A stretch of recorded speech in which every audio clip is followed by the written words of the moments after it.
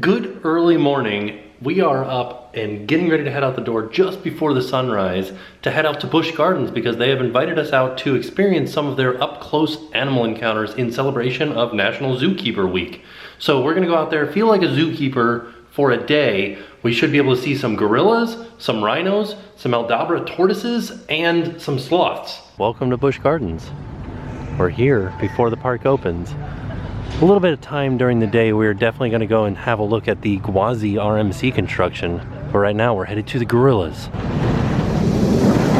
Hey guys, Future Tim here. While we were filming this, there was a lot of background noise, so we're just going to voice over some of the cool facts that they shared with us. So this is Bolingo, and he was born here at Busch Gardens, and they said that his mother is still here. There's also the first gorilla born in this facility via C-section, and they said that sometimes gorillas in managed care, such as Busch Gardens, can live up to 60 years, whereas out in the wild they only live between 20 and 30. Bolingo is 13 years old and he's going to be 14 in November. He weighs 360 pounds. That is one big teenager. Because a lot of his body weight is muscle, in the wild, they are afraid of water as the weight of the muscle makes it harder for them to swim. Gorillas are completely vegetarian. They eat a wide variety of vegetation like fruit, vegetables, and greens. Bolingo eats over 52 pounds of food every day. During the gorilla animal encounter, you do get a closer view of the gorillas. The spot where I'm standing is actually a lot closer than all of the other viewing locations, and you do get an opportunity to toss some treats to the gorillas, and you even get to do some training interactions with the gorilla. Towards the end of the interaction, it started to rain, and because gorillas are not really fond of water, Bolingo actually ran off to go into his indoor habitat. So that's what you see happening here. Now we are making our way through the park to our next location, also just trying to get some cover from the rain. Oh no, there's a squirrel in the trash can. Now we're headed into the animal care center. So inside the animal care center, it says, please be aware you're entering a working veterinary facility, and they're getting ready to do surgery. From what we were seeing, they're going to do some surgery on a fox. Oh, there it is. Look at that. So the majority of these veterinary procedures they do in here are on wild animals. It's called a silver fox.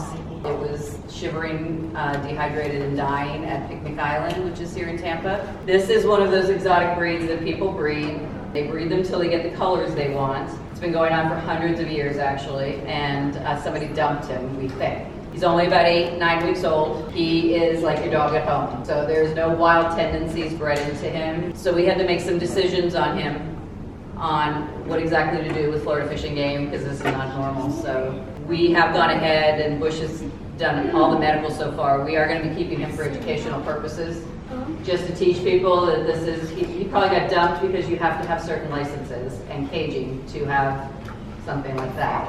He never would have made it past a couple more days. He was so thin, and the reason we think he's dumped because we checked with Florida Fish and Game and nobody had a license for this animal, nor was looking. Nobody in Tampa Bay was looking for this animal, which is really unusual because people spend from $600 to $1,300 for something like this. So it's a really different and strange situation for everybody. Dr. Maria and the vets here are doing the procedures you would do with your dogs to make him protected and manageable for him to be a future education, where he can be harnessed and he can go to events with us and teach people that exotic pets are not the way to go when you get this way. A little different kind of situation for everybody. So for the most part, our tour has been postponed for the moment because of the weather. We're headed into Dragonfire right now to get some food for lunch, and then hopefully the weather will clear up. I believe this will be the first time that I'm eating in here that isn't Halloween.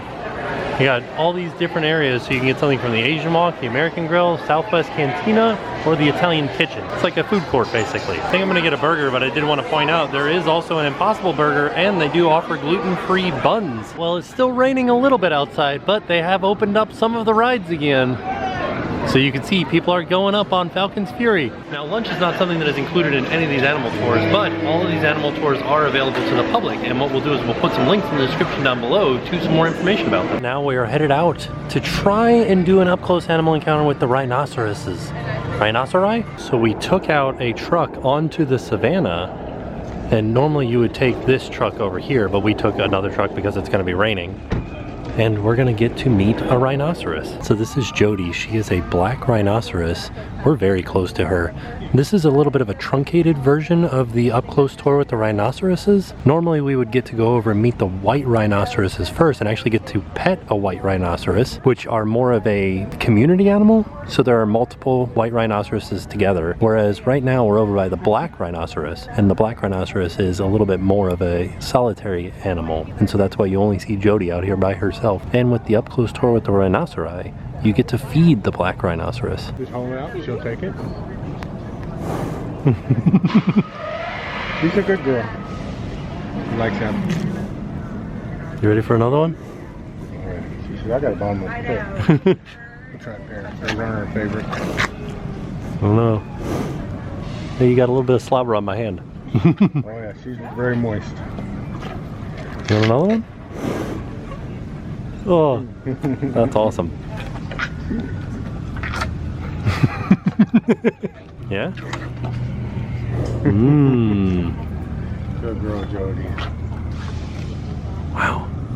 Her like, would that be considered her nose, her like upper lip area? This right here, her yeah. upper lip is prehensile lip. That's amazing. It's her lip. That's what they use, like we use our fingers to grab leaves and brush and trees, saplings.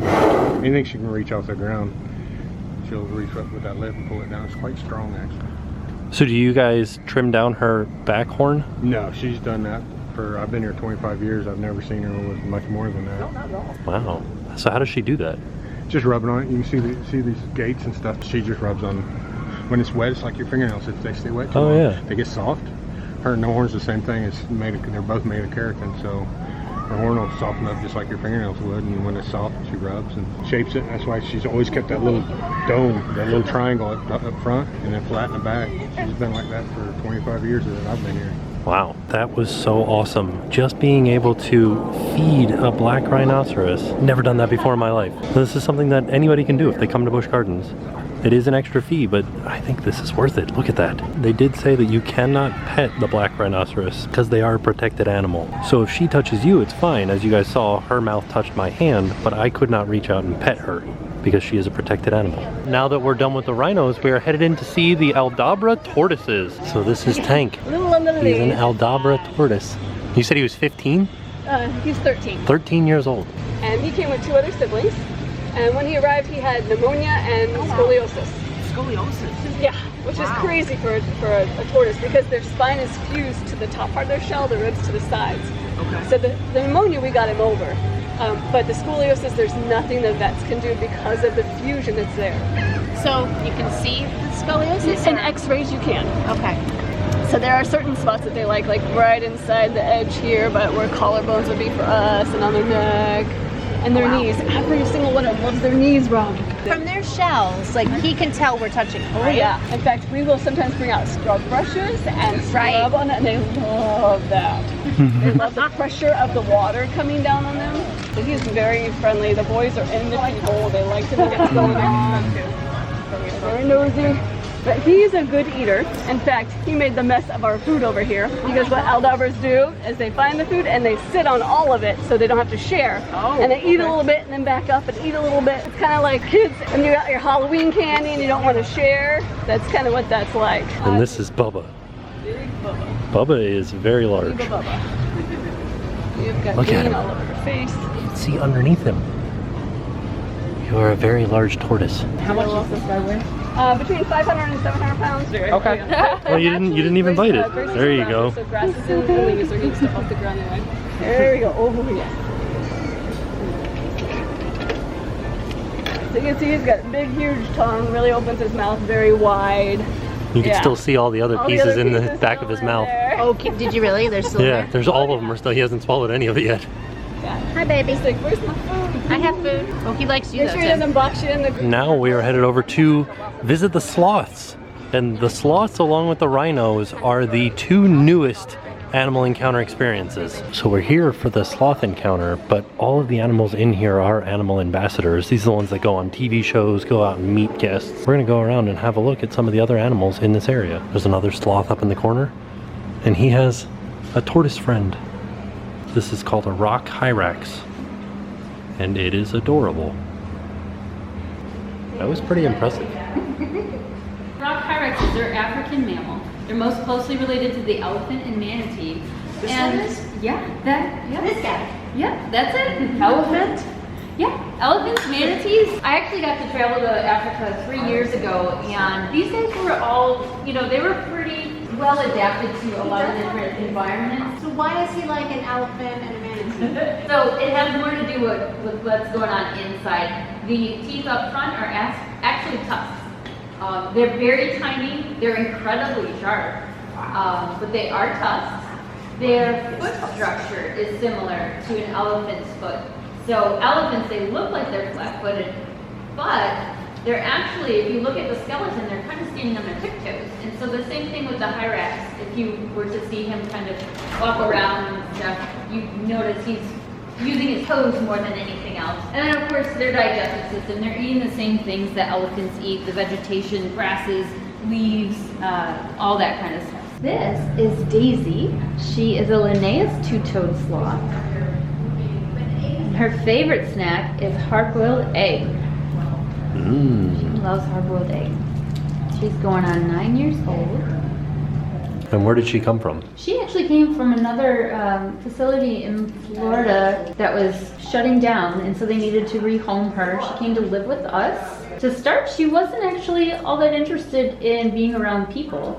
So what we did was we built a relationship slowly on her terms, just coming in and hand feeding whatever she would eat from us. And once we had a relationship with her, we were able to start training her using positive reinforcement.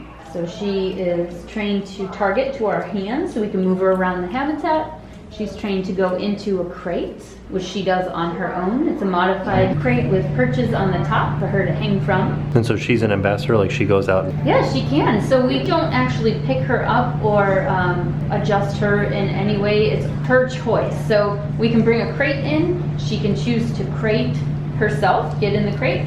Once she's in, we can take her out to really any area that has a tree like this. We actually built portable trees that we can take a tree anywhere, and she will climb out of her crate onto this tree and hang out. Are hibiscus around them in the natural habitats? I don't believe hibiscus grows in the rainforest where, you know, they're up in the canopies. How did you guys find out that she likes hibiscus? A lot of our animals do. Lemurs like it. The Hyrax likes it. We learned that our oldest sloth, Harry, liked hibiscus, so we just kind of tried it with the other sloths, and sure enough, they all love it. She has great hair. She's the most beautiful sloth I've ever met, and I've met a fair few. Are you ready for the egg? I think she is. What do you think? Did you get it? There it is.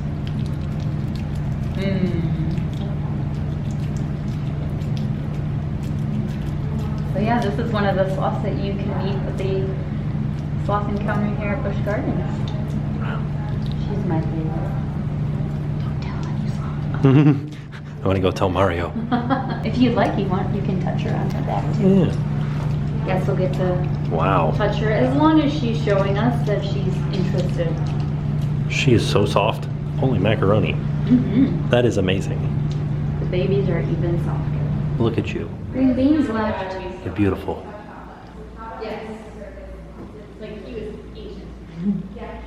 Well, that does it for us here from Busch Gardens for the Animal Insider Tours. Probably have to finish this video from the car because it has started raining. Before we leave, I wanted to come over and have a look at the Gwazi construction. Kind of a lot going on. I feel like you used to be able to see some of Gwazi over here, and now you can't see any of it. They're hard at work replacing the track. It'll be opening in 2020. Well, that was an excellent day. Like every single animal care specialist that we talked to had such passion for the animals that they work with. And the thing that was consistent between every single animal care specialist that we talked to was that all of the animals in their care have consistently lived longer than they would in the wild. So just as an example, they said that sloths normally live about 15 years in the wild, but under human care, sloths have lived up to 30 years. They have 30-year-old sloths here at Busch Gardens. That's amazing. And with these tours, you get to get up close with the animals, you get to touch some of the animals, you get to feed them.